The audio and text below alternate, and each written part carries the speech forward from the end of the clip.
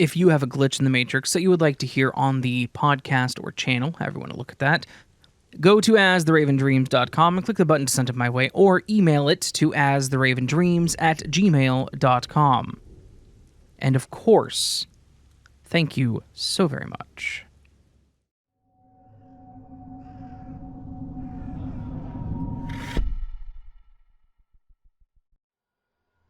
Hello. My story may sound boring and not as interesting as most of the stories I've heard, but it is strange, to say the least. I'll preface this by saying that I do not drink alcohol, I have no history of any mental illness, nor in my family, and I don't do drugs, and I'm not on any medications. So, that said, my story begins with my time in Nevada. I had been living in an apartment for a couple of years by this point. Every time I would come home at night, I felt frustrated by how dark it always was. I mean, there weren't any lights to help me see what I was doing at the front door. If I ever fumbled or dropped something, I'd never be able to find it if not for the lights on my phone. I assumed that most other apartments probably had some kind of lighting, but it was always pitch black where I lived. One night, I decided to go out for a meal. I left my apartment, and as I walked down the sidewalk, I noticed that there were little pathway lights or garden lights, whatever they're called, lining the sidewalk.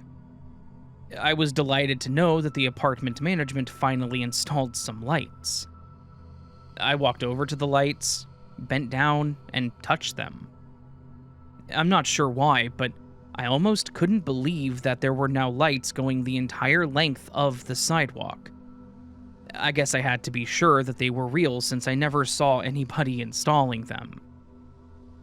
I continued my journey to the restaurant, but I first stopped in at a convenience store that I often frequented. I told the clerk, whom I had become friends with, about the lights.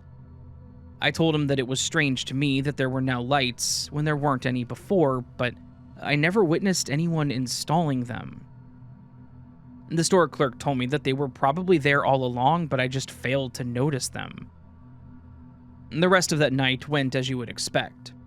I had my meal, walked home, and smiled at the sight of all the lights keeping the path illuminated. I went to bed, woke up the next day, and everything seemed normal enough until I went out that night. I had somewhere to be, so I headed out into the night, but what I saw, or I guess I should say didn't see, shocked me. All the lights were gone. The pathway was no longer lit by the little pathway lights. They were nowhere to be found. I used my phone's flashlight to look around for the holes in the ground where they were because I assumed that somebody must have pulled them out of the ground. But there was no evidence of them ever having existed. I thought I was going crazy. I went back to the convenience store and asked the clerk if he recalled me coming in and talking about the lights. He said that he did. Then I told him that the lights are gone. He said that I probably imagined the entire thing. Did I? Or am I going crazy? I have no idea how to explain this.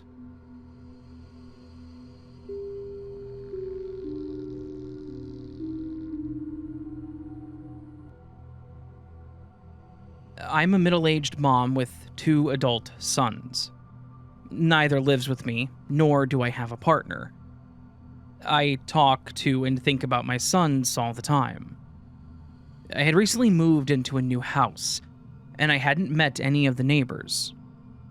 I was driving home from work one afternoon, and it was bright daylight. As I was a few blocks away from home, another car got in front of me, and it looked just like my elder son's car, which is uncommon, and it was playing the same loud, booming music that he would be playing.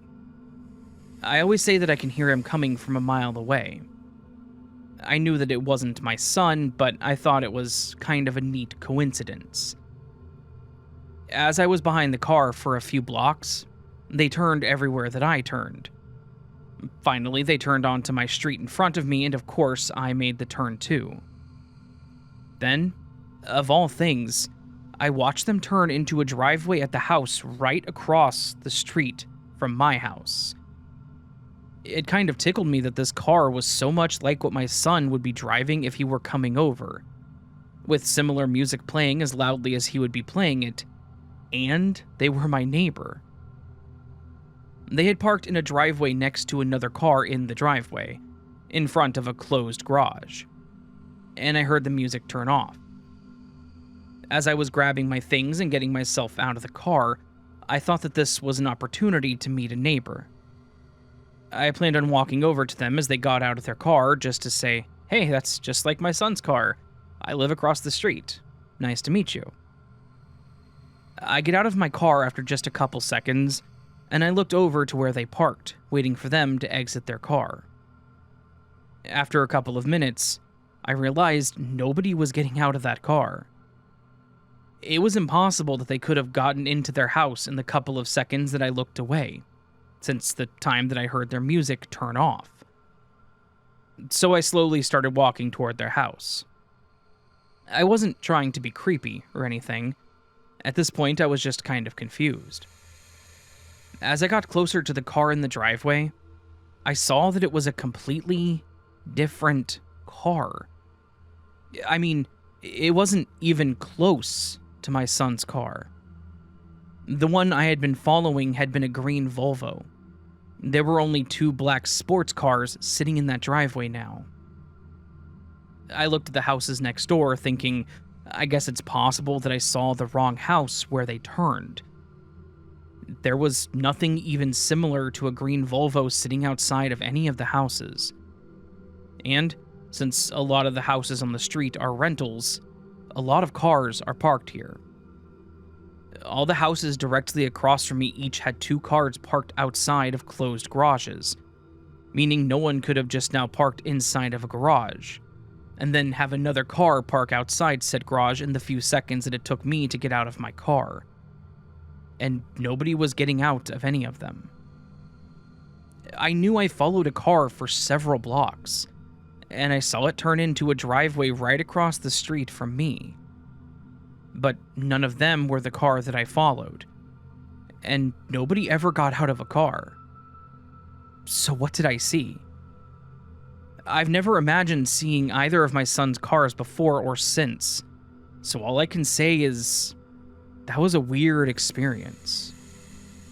Oh, and just to add, it's been a couple of years since then, and I've never seen a car like my son's anywhere on this street.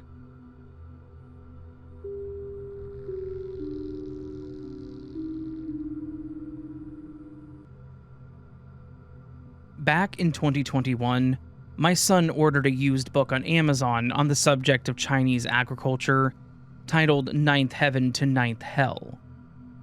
Upon receipt of the book, he eagerly proceeded to flip through. Upon hitting page 50, he was astonished to find the remainder fused. The book had been hollowed out, so as to serve as a hiding place. He went back online to repurchase the title from Amazon or an individual seller, but he can't recall.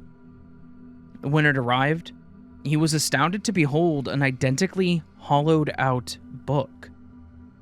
That the pair were indistinguishable can conceivably be accounted for by their having been manufactured, though research does not bear this out. That aside, what can't be so easily brushed off is the chain of events wherein he ordered the same book twice, both advertised as used from presumably different sources, and both times got a faux book with a secret compartment. Unfortunately, my son, pissed, tossed the pair into the trash. He speculates that the books were crafted for purposes of drug smuggling, though such books could have been used as containers for explosives. I found the single remaining used copy of this title on offer. I just placed the order via Amazon and look forward to surprising my son, and perhaps myself. I'll keep you posted.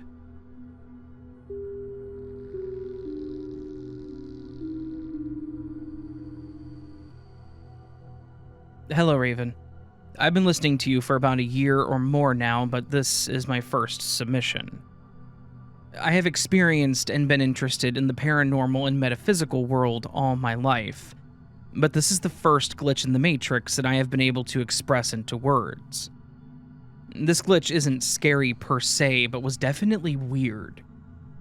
It happened at my cousin's house and was experienced by my cousin's half-sister and myself, while my cousin was not at home at the time. My cousin, we'll call her Leah, was visiting a friend when this happened, but is directly related to the glitch. Her sister, we'll call her Lindy, and I were sitting on the couch binging a show that she wanted to watch on Netflix. She was visiting from out of town, and we were waiting for Leah to get home so we could go out to dinner together, so that we could spend some time together before she and I went our separate ways to go home.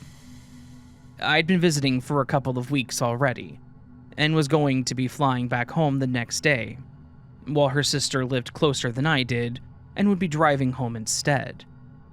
So time was waning on, and Leah had been gone for a while. So I texted her, and she said that she should be home soon. Now about 20 minutes passed from then, the glitch happened. Leah lives in a 2-story condo with direct access to the house from the garage in front of the house. Her living room is located in the back of the condo, with a short open hallway in between. We're sitting in the living room and hear her garage door open. She and I both waited for Leah to call out to us, but we don't hear anything. Nor do we see Leah walking in. A few more minutes pass and still nothing but silence. Lindy and I both remark to each other that we should have heard or seen her by now. She also has 2 dogs who were upstairs in her room that didn't bark when the door opened. Then, about 10 minutes later, after hearing the door open with no one coming through, my cousin comes in the door and her dogs start barking at her arrival. We asked her if she'd come through a few minutes earlier, but hadn't announced herself yet, and she said no, that she had just gotten home. We told her how the door opened and no one came in. She said that was weird, but that she had just got home. None of us knew what to make of that. We all just agreed that it was weird and got ready to go out to dinner. This world is pretty weird sometimes, and I'm glad that you have this platform for all of its oddities. Thank you for all you do, Raven, and Happy New Year to you and yours.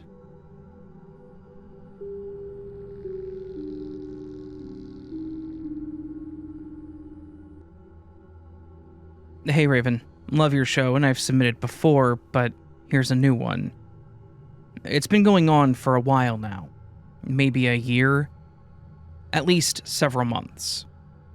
One day I noticed some scattered change outside the side door of the store that I work at. Not being proud, I scooped it up. Some pennies, dimes, maybe a nickel or two. A day or two later, I noticed more change in the same spot. Now, this has been going on ever since, at least every other day. We've tried to figure it out. The amount of change has increased to $2 as the record so far, and all in silver lately. Here's the kicker. I went out along the side path near the door to give crows some peanuts, actively looking for change as now it's expected. But there is none. I tossed out the peanuts, turned back around and took a few steps, and the change had magically appeared.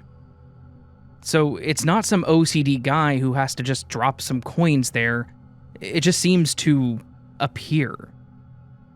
Glitch? Maybe, but it's continuous and is still happening.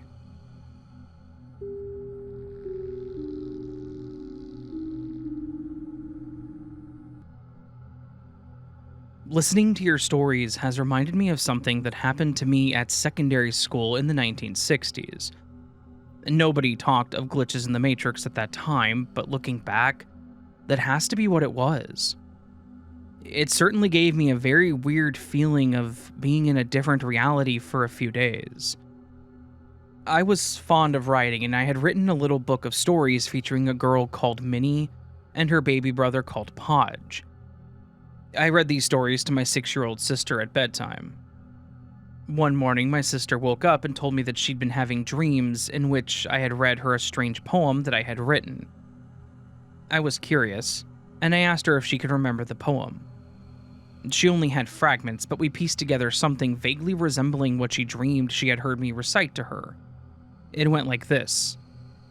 On a silly summer's night, I went for a silly summer night swim. Podge came too, but Podge didn't swim. He got drowned, although I tried to save him. I crawled into a lampshade, and the lampshade caved in. I thought this was interesting, but it really didn't make any sense, except that it referred to my character Podge. But my little stories were cozy family situations and had nothing to do about drowning in them. I did once have a very powerful fantasy about my little sister falling into a reservoir and drowning, which she never did, so the relevance of that may be minimal. Anyway, soon after that, maybe the same day or the following day, I was in school at the morning assembly. This is the UK, and we always had an assembly with the whole school every morning where we would sing a hymn and had prayers, and one of the teachers would give a little homily, perhaps. So this morning it was Ms. Cook, the history teacher, who was speaking words of wisdom to us. Ms. Cook was an oddball, but she started off in a normal sort of manner. She told us how the modern world was becoming a confusing place, and she was going to read us a poem by a modern poet that encapsulated this sense of confusion. And then, you probably guessed it, she proceeded to read out the poem that my little sister and I had cobbled together. I was in utter shock. I had no idea how Ms. Cook could have gotten her hands on that poem. Still less why she would take it into her head to read it to the whole school as though it was deep and meaningful. We went back to our classroom, and everything felt unreal to me. I was a very quiet, reserved child who never spoke to anyone.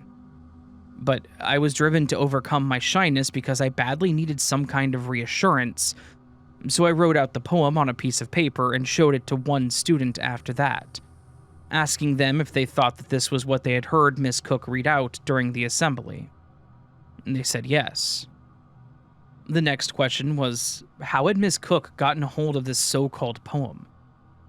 I believe I did ask her, and she gave some vague answer about having found it in the school library. Now, it is just possible that I did bring a version of this poem to school and leave it in the library. I couldn't swear that I hadn't. In fact, I convinced myself that that must have been what had happened. But seriously?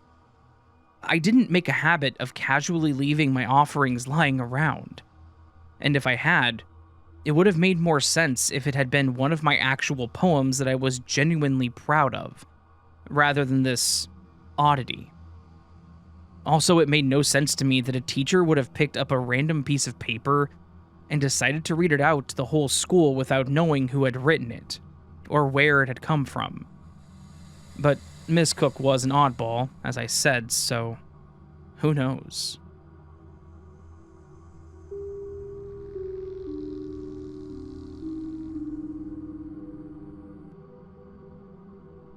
Hi, Raven. I hope you're all doing well and keeping warm. Doing my best. I have a glitch to report, and thank you for allowing me a place to keep track. My two sons and I woke up early today compared to most days off, and for teenagers, which was already unusual, but I was happy to begin Christmas. I had walked through my hallway from my bedroom to the kitchen at least 3 times this morning, and never noticed this long screw lying in the hallway, until this trip. I've included a picture, apologies to the Spotify audience. I thought that it was odd that I never noticed it and where it came from. There's a square top, whatever screwdriver, and I decided that it looked like a screw from a hinge from a door. And there is a door open about a foot away. I checked the hinge and noticed that one hole is empty. I picked up the screw and thought, why did this come out? I was going to begin to put it back in, but there was no hole. How did the screw get there, and why is there no hole? And why did I never notice it? I asked my kids if they were playing a trick or something, but they looked at me very confused. There was also that creepy feeling in the air. Anyways, Merry Christmas, everyone.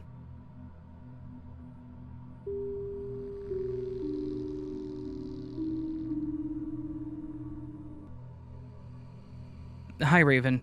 I love your podcast and I listen all the time. Thank you very much. I'm a believer of the paranormal and near-death experiences, and I love glitch stories, but most of the time I feel like a lot of glitches can be explained. But this one I have a hard time explaining. I have a sister. She's about 7 years older than me. We have very different childhood memories, and I always chalked it up to our age difference. I was pretty young when she left for college, and even while she was in high school, she wasn't around much or on vacations with my parents and me anymore. So I just figured that she wasn't there for the stuff that I remembered. But this glitch that I'm writing about seems too weird for me to remember and not my sister, considering it's a phrase that she and her friends made up in college. Some backstory. I'm from a northeast suburb and have a pretty noticeable accent. I often use phrases that are common in this area but are atypical elsewhere. I also pick up other people's phrases pretty easily if I'm around them a lot, and I'll even say it with their accent or effect, which is so weird, I know, but I can't help it. And people always tease me about my weird phrase collection. Some examples. One of my college roommates was from the South, from a very religious family that wasn't allowed to say, "Oh my God." So instead, they would say, "Oh my Lanta," with a thick Southern accent. I thought it was fun, so I started repeating her when she'd said it. But over time, I started saying it unironically and still do to this day.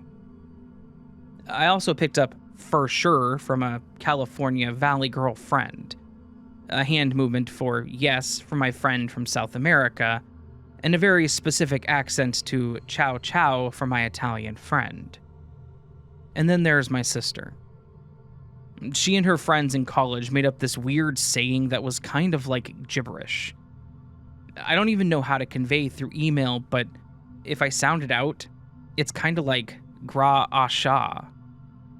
They would say it with this super weird facial expression and vocal tone. It was mostly an inside joke, but she would say it around me all the time. I'd be like, "What the hell does that mean?" And she, like an older sister does, would just repeat the made-up word and never explain it. It means gra hasha. Okay, whatever, I would say. I wanted to know what it meant so bad. I was determined to find out. So when we visited her at school, I eventually heard one of her friends say it, and I asked them. They told me it's their weird way of saying great as shit. So then, as I do, I started using it myself every now and again, with the same weird tone and facial expression. When I was in my 20s, I said it to my sister once as a joke, and she just looked at me weirdly and was like, "What?" Me, confused, repeated myself and said, like you and your college friends used to say. She looked at me even more confused and said, "I have no idea what you're talking about." I was thinking there's just no way that she doesn't remember this. Maybe she was just messing with me. So I rolled my eyes and let it go. But then, last week, 10 years later, I brought it up again. It's been over 20 years since she was in college. Surely the joke was up. I said, "Remember when you used to say gra asha in college?" And she responded, "What? No, what the hell is that?" And I was like, "No, come on, stop, don't mess with me." But she swears that she does not remember. It really creeps me out how sincerely she doesn't recall what I'm talking about. When I explain, she looks at me like I'm crazy. Usually when she doesn't remember something from our childhood, she'll say, Oh, I don't remember that. But this, she swears, just did not happen. It makes me think that maybe all those other memories that she doesn't have are because she grew up in a completely different timeline. She was kind of a dick in my timeline. I wonder what I was like in hers. Anyway, that's my story, and thanks for reading.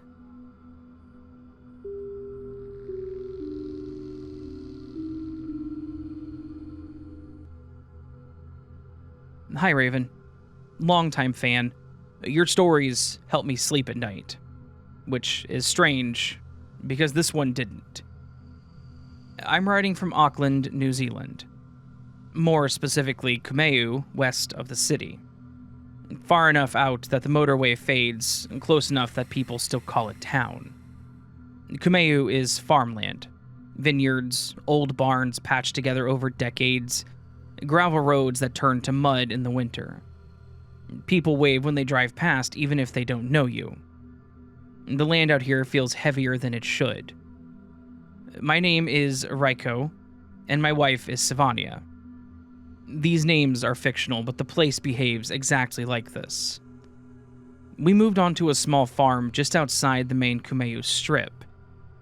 10 hectares, an old house, a barn downhill from the house, a creek at the back, trees thick enough to block the wind and most of the sky. The previous owner was a woman named Miriama. Quiet, polite, and lived there alone for years. When she handed us the key, she stood in the barn longer than necessary, staring at the back wall. She pointed to an old electrical breaker panel and told me to leave it alone. I asked if it was dangerous. She shook her head and said that it was used to being there.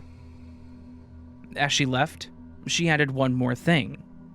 If anything starts repeating, don't follow it. I laughed, but I guess I shouldn't have. The first month was normal. Busy in the best way. Fixing the fences, learning routines, buying a few cows, getting used to mornings without alarms. We had a dog, big, mixed breed, smart and loud when he needed to be, and quiet when things were wrong. The first glitch was easy to dismiss. I was leaning on a fence watching a magpie. For anyone outside New Zealand, magpies here aren't cute. They're black and white, aggressive, smart enough to remember faces, and they swoop cyclists in spring and they don't forget. This one hopped along the fence and then took off. I watched it fly across the paddock and then it flew across again. Same bird, same path, same wing beat. I told myself that I blinked at the wrong time. A few days later, I watched the dog run downhill toward the bush line.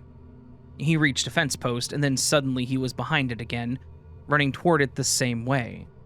Same stride and same tail movement. That one stayed with me. After that, the glitches stopped being easy to ignore. There were sounds repeating, a gate slamming shut twice with the exact same echo, Savania calling my name from the house, Reicho, pause, Reicho. I then went inside and asked what she wanted. She said that she had only called once. But everything was too exact. It wasn't delayed or distorted, just perfect copies. One night, I woke up because the floor was humming.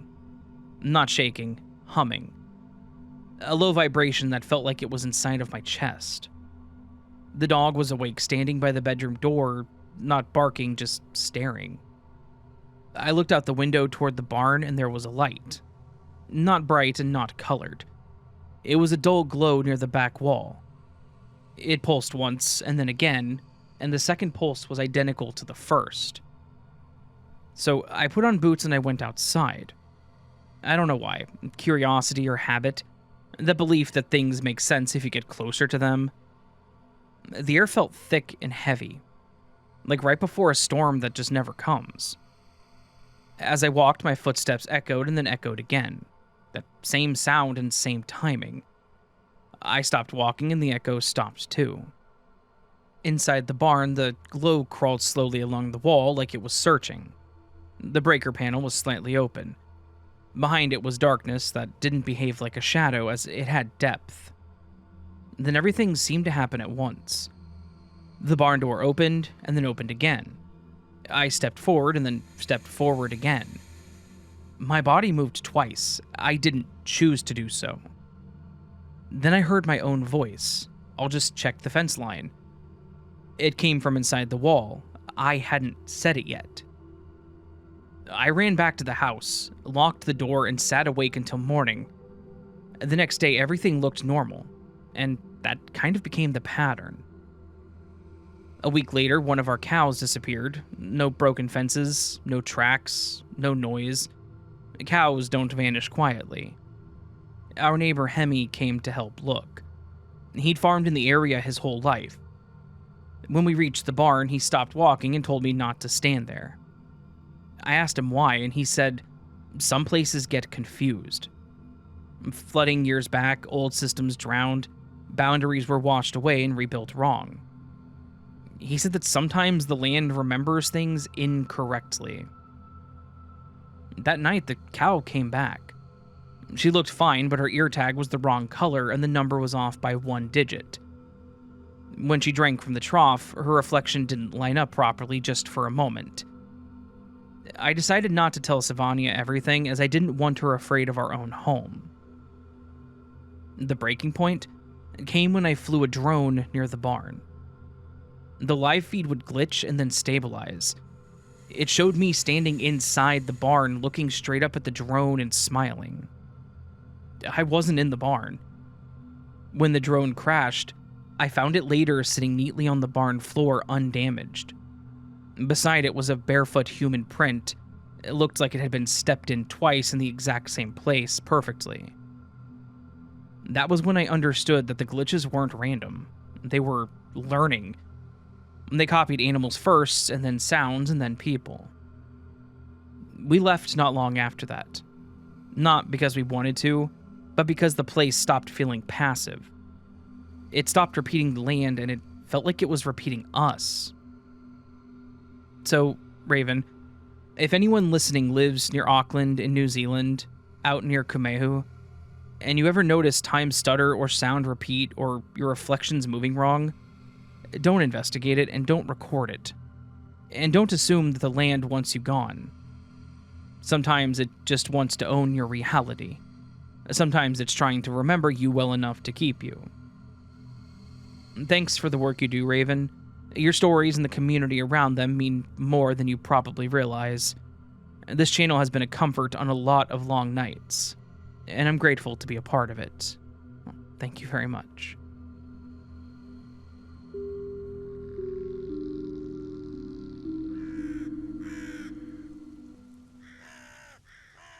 So that, my wonderful friends, was this week's collection of Glitch in the Matrix stories. Don't ask what that little accent there was at the beginning, I don't know.